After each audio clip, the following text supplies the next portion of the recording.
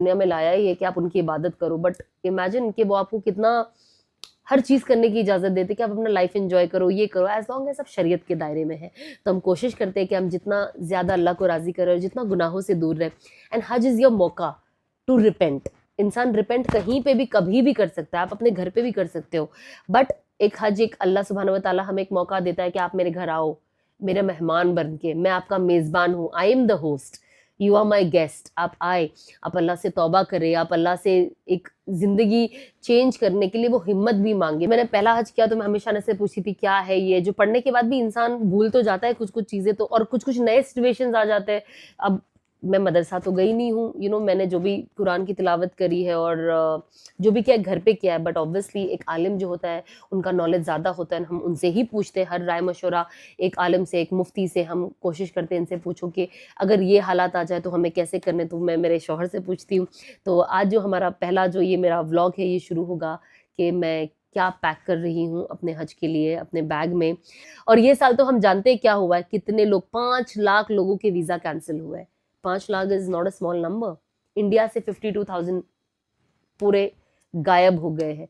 तो भी अगर आप हज पे जा रहे हो तो आप अल्लाह का अरबों करबो एहसान करें, that it's not because of your money, it's not because you have gone to a big tour, no, it's because there is कि अल्लाह ने आपकी लब्बैक को कबूल किया है, अल्लाह ने आपको कबूल किया इस साल के हज के लिए, आपको मौका दिया है। तो जब आपको मौका दिया तो आपने किसी एक इंसान की सीट ली है।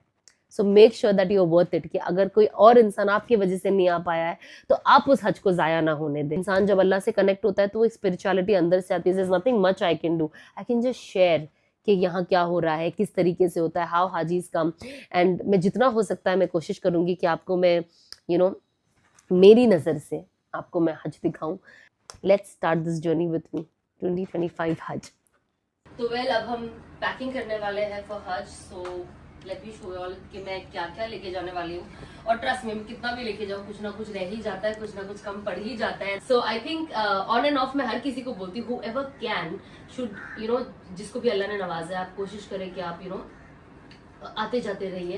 एंड हदीस भी है कि जो इंसान बार बार अल्लाह सुब्हानहू व तआला के घर जाता है, अगर उसके पास माल है तो अल्लाह सुब्हानहू व तआला उसके माल में और बरकत देता है। एंड सबसे इम्पोर्टेंट आपका ईमान, सबसे ज्यादा जो बरकत आती है, जो चेंज आता है वो आपके ईमान में आता है। So I think that is the whole point. तो चलिए अब मैं बताती हूँ कि मैं पर्सनली क्या लेकर जाती हूँ। This is my bag which I take for हज एंड फॉर उम्रा। So let me show you all. मैं बैठ जाती हूँ थोड़ा सा, मैं आपको बताती हूँ मैं क्या लेके जा रही हूँ, ठीक है।